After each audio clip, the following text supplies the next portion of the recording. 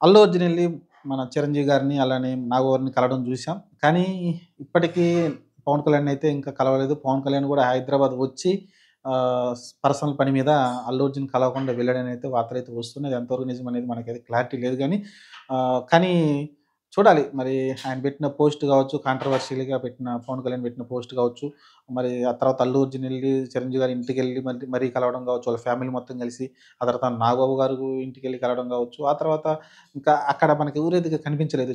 మరి ఆ రామ్ చరణ్ ఇంట్లో ఉన్నాడా లేదని మనకైతే ఐడియా లేదు. రామ్ చరణ్ అలానే మిగతా హీరోలు ఎవరైతే ఉన్నారో మెగా హీరోలు వరుణ్ తేజ్ గావచ్చు, సాయి ధరమ్ తేజ్ గావచ్చు, వాళ్ళ బ్రదర్ గావచ్చు, వీళ్ళందరూ కూడా అసలు ఎక్కడ కనిపించలేదు మనకి. ఎలాంటి పోస్ట్ గాని వాళ్ళ ఇంటికి చాలామంది హీరోలొచ్చారు. కానీ వీళ్ళైతే ఎక్కడ కనిపించలేదు. పోస్ట్ అయితే పెట్టలేదు ట్విట్టర్ వేదికగా. మరి ప్రస్తుతానికైతే గొడవ ముగిసిందనుకుంటే అల్లు అర్జున్ ఎళ్లి చిరంజీవి తోటి, నాగబాబుతో కలవడంతోటి గొడవ ముగిసిందనుకుంటా. కానీ ఇక్కడ పవన్ కళ్యాణ్ ఏం రియాక్ట్ లేకపోవడం, అలానే రామ్ చరణ్ నుంచి ఎలాంటి రియాక్ట్ లేకపోవడం అనేది కొంచెం ఇంకా వాళ్ళు మెయిన్ ఎవరైతే ఉన్నారో ఒక జట్టుగా ఉన్నట్టే తెలుస్తుంది. చిరంజీవి ఒక పార్ట్లీగా మారిపోయినట్టు, అలానే పవన్ కళ్యాణ్, అలానే మన రామ్ చరణ్ తేజ్, అలానే మిగతా మెగా హీరోలు ఎవరైతే ఉన్నారో వరుణ్ తేజ్, సాయి ధరమ్ తేజ్, వీళ్ళందరూ ఒక టీమ్‌గా అయితే కనిపిస్తా ఉంది. వీళ్ళ నుంచి ఎలాంటి స్పందన లేదు. పవన్ కళ్యాణ్ టీమ్‌గా ఉన్నట్టయితే కనిపిస్తుంది.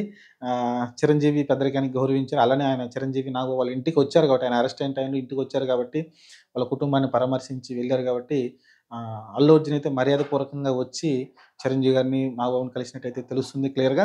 ఒక రకంగా చెక్ పెట్టినట్టే. నాగబాబుని కలిసాడంటే నాగబాబు తెలిసిందే ఇంగ మీడియేటర్‌గా ఉండి ఖచ్చితంగా పవన్ కళ్యాణ్‌కి చెప్తాడు. "ఒక్కసారి కలిస్తే బావుంటుందని" చెప్తాడు. లేకుంటే హైదరాబాద్ వచ్చిన తర్వాత చిరంజీవి ఇంటికొచ్చినా సరే, నాగబాబు ఇంటికొచ్చినా సరే, మళ్ళీ అల్లు అర్జున్ వచ్చి కలిసే అవకాశం ఉంటుంది. వాళ్ళ ఇంటికి ఎళ్ళకపోయినా సరే, అల్లు అర్జున్ అయితే కలుస్తాడు. చూడాలి మరి ఏం జరగబోద్దో. ప్రస్తుతం అయితే చాలా నిశ్శబ్దంగా ఉంది.